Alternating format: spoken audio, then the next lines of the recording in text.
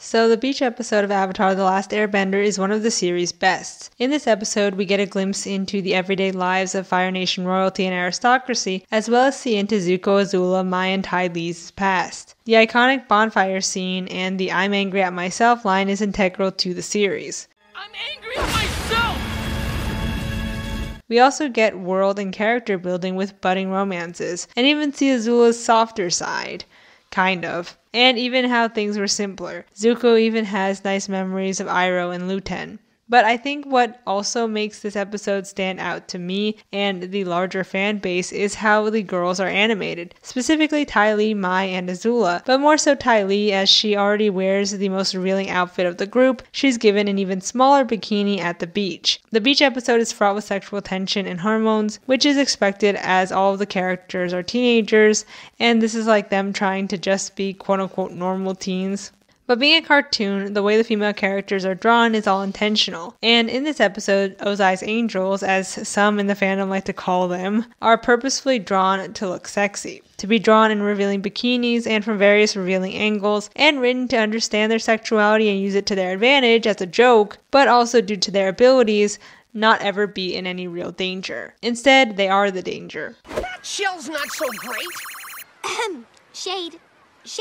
And honestly, as a kid and as an adult, I loved the beach episode, but as an adult, the sexualization of the characters makes me uneasy. I don't want to sound like a prude or an old person, but at the same time, these are all choices made by the adult staff on the team, and that's just kind of weird to me. On the other hand, I can see why they wouldn't see it as wrong per se or even do it consciously, especially for the time. I'm sure the logic was, if Disney has Ariel and Jasmine, why can't we have Ty Lee in the same style? What's the big deal? And I guess at the end of the day, it's not such a big deal. But with hindsight, I think it's something I wish they changed about the episode. Where I do think the sexualization of Ozai's angels becomes problematic, however, is when it comes to the real-life actors portraying those characters in Netflix's adaptation. The casting of Azula in particular has gotten a lot of backlash online. In the Netflix series, Azula is portrayed by Elizabeth Yu, who's 21 years old and is Asian American. Comment sections with her face are flooded with supposed fans calling her Appa or saying yip yip. They call her fat, unathletic, and unattractive. She just doesn't look like Azula the way the other characters do. And it's like Aang is a kid who's supposed to fight and win against Ozai, a grown-ass man. I think we can suspend our disbelief. Not to mention, since when did live-action actors need to look like clones of their animated counterparts? I'm all for accurate casting, especially when it comes to whitewashing,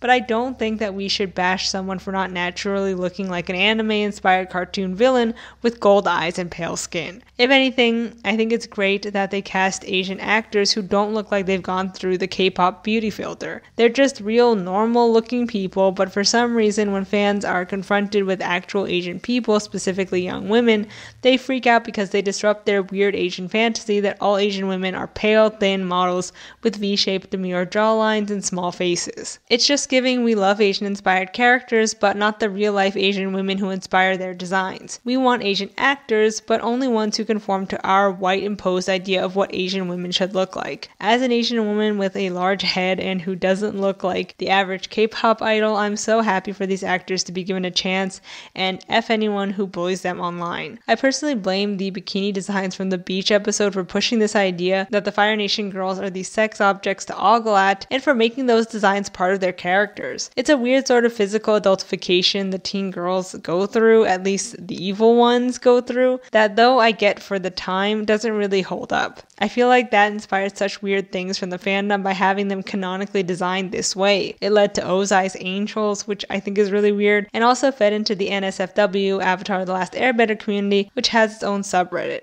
Not to mention how this one character, Jin, who goes on a date with Zuko, has been given the nickname Melon Lord by some of the more unsavory parts of the fandom. I don't even know. In the end, I do think that the beach episode played a big part in how these three female characters were seen by the fandom, and not in a good way. On the other hand, I don't think it was necessarily intentional, but the impact on the live action actors shouldn't be ignored. I also don't think it's all that episode's fault, as creepy fans are gonna be creepy fans regardless, and Avatar the Last Airbender was made by two white guys and their versions of what women can and should be and should look like and be designed like. So it is clearly biased, and that's just part of life and a part of the show. But with all that in mind, we should do what we can to speak up and protect actresses of color who get cast in existing works, even fan casts, because they're usually the ones who experience disproportionate levels of harassment. Okay, well, that's it for this short little video.